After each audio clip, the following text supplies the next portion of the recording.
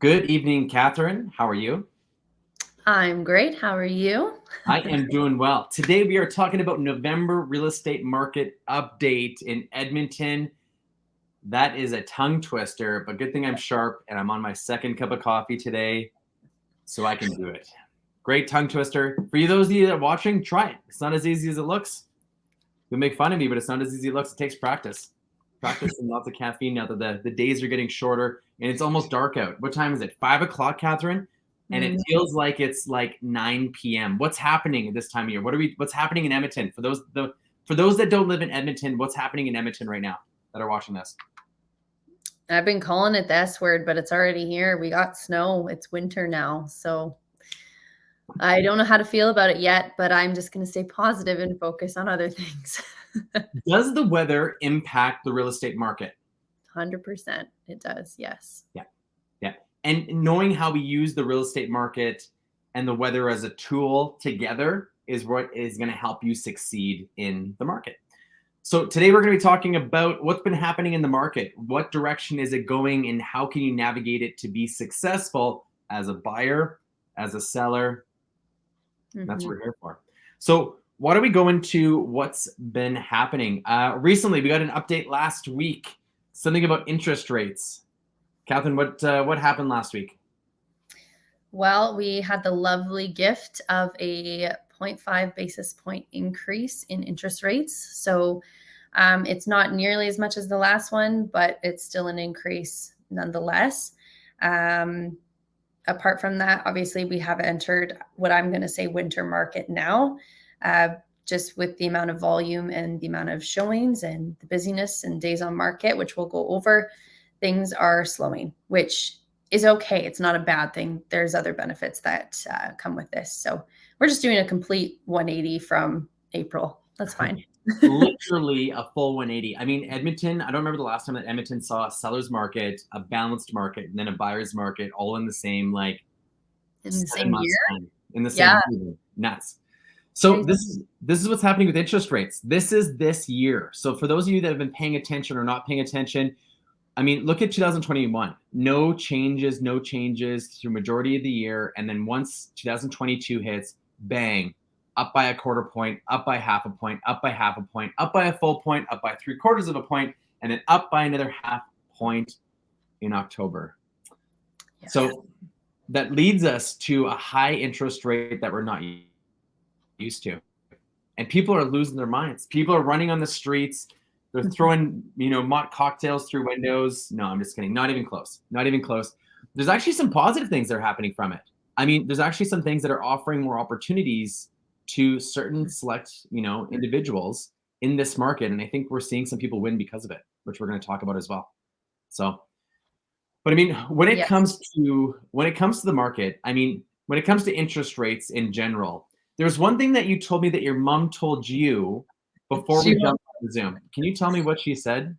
I hope she's not watching because she won't like that I probably said this, but she was like, you youngsters need to quit being crybabies about these interest rates. In my time, they were like 13, 14% when they were just purchasing their first home.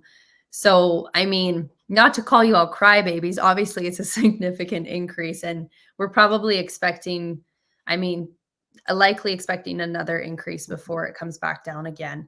It will balance eventually, but we do see quite a relationship between interest rate and price. And I think what buyers might forget too is that there actually are some great deals out there. We'll see in the stats, price hasn't changed that significantly, but we're really truly seeing those accepted offers much lower than that list price. So like don't think that, you're still paying that pretty penny with also that high interest rate. It does balance in the end. Um, yeah, that's my take. So sorry, mom, but it's true. So pretty much anybody that's like 45, 50 plus, they're looking at the interest rates and they're like, you're a bunch of sissies. Yeah. My day and age, when I bought my first house, let me tell you, Catherine, it was like 16, 15, 17, 18, Yeah. 13%, all over the place. And what we're used to is, I mean, anybody that remembers the interest rates during COVID, like I'm talking like beginning of COVID to middle of COVID, we're getting interest rates as low as 1%. So we were almost borrowing money for free. Mhm. And I mean, anybody coming off borrowing money for free, it's almost like going into a restaurant and paying, you're always paying happy hour prices. Say you go into a restaurant and for 2 years you're paying happy hour prices, and then all of a sudden they go back to regular pricing. What are you going to think? You're going to think, F these guys, I'm not going to go out and eat anymore. This is ridiculous. Even though it could historically be cheaper than what you paid before. I know that's not the case. Maybe the restaurant analogy is not the best, but in the end, relative, I mean, we're actually pretty good compared to historically we've been. I also think we've been spoiled a little bit. I'm not on the Bank of Canada's side. I don't want interest rates to go up. I want them to go down. But Yes. we're going to talk about how to use that as your advantage as a buyer in this market. So why don't we talk about that? Katherine, tell us about the advantages that we have, I mean, Sure. as a buyer. Well, I mean, if you're not taking advantage of it now, we don't know what's going to happen. So buyers, if you have the ability, or if you're thinking of moving, or you're just kind of on the fence, I would get out there right now and shop, because we see the best deals over the winter season. You have more purchasing power, I would say, when it comes to negotiating. You can ask for more. You could not ask for anything back in the spring, except for putting a very ideal price on that offer. And even, having a financing or inspection condition was also seen as almost a like hindering your offer. Now you can have those items, and that's fine, but you could also ask for, the house to be cleaned upon possession, or for maybe some furniture to be left, for maybe an extra walkthrough.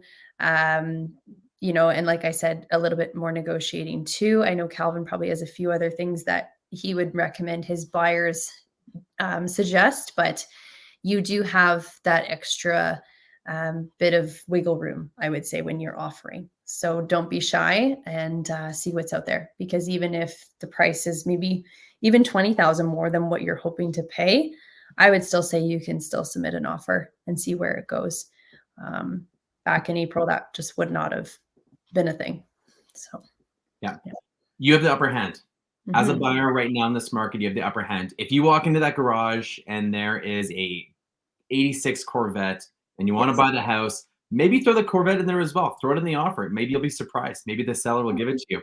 A lot of sellers, their mindset right now is thinking, hey, I'm going to go ahead and either try keeping my property on the market, get low ball offers throughout the winter, and maybe be disappointed, or take my property off the market in the next month or so and then relist it in the spring. If you catch a seller on a highly motivated day, week, you might be able to achieve a purchase price better than you've ever imagined. And all of a sudden, when you look at that purchase price, you're going to think, hey, interest rates kind of suck, but this purchase price wasn't even achievable at any other point throughout the year without the motivation of the seller. Now, the Mhm. motivation of the sellers are all-time high right now. Like literally right now, most sellers in their head, we know because we work with a ton of sellers. At any one point, I think we have like 15 to 20 listings at any one point throughout the year.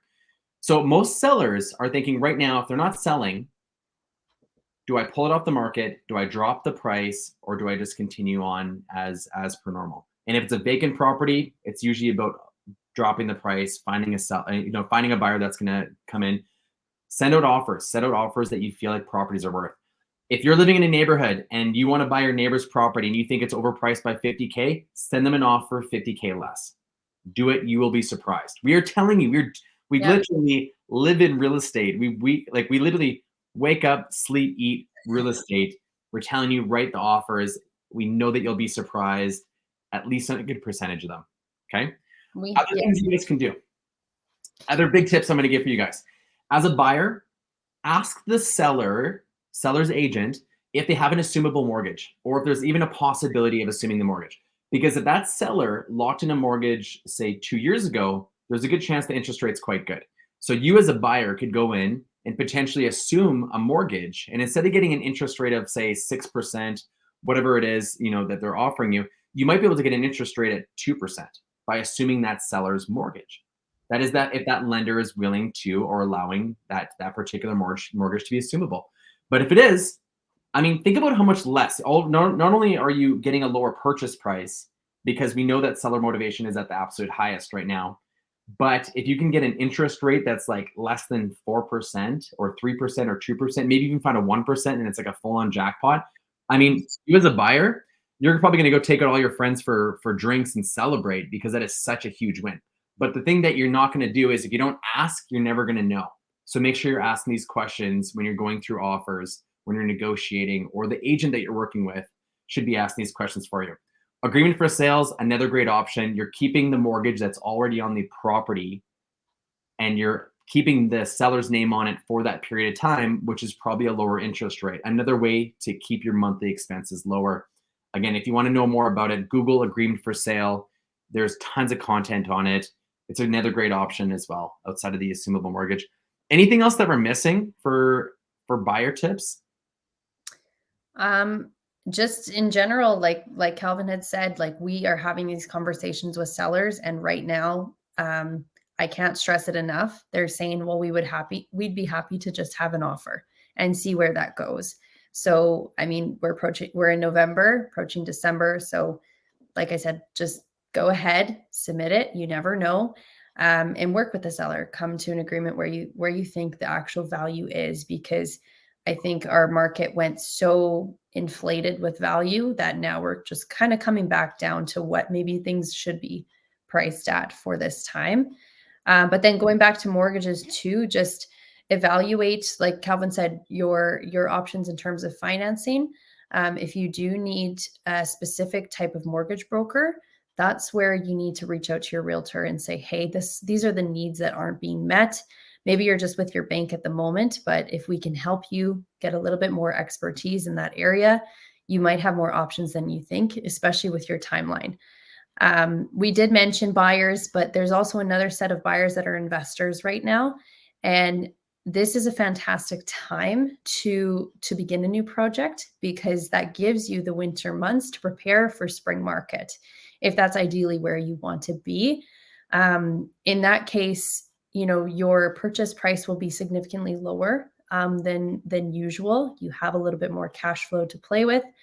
And ideally, I think we had mentioned too, if you are looking for like a flip property, or maybe any property at all, just ensuring that your exterior is, in decent condition.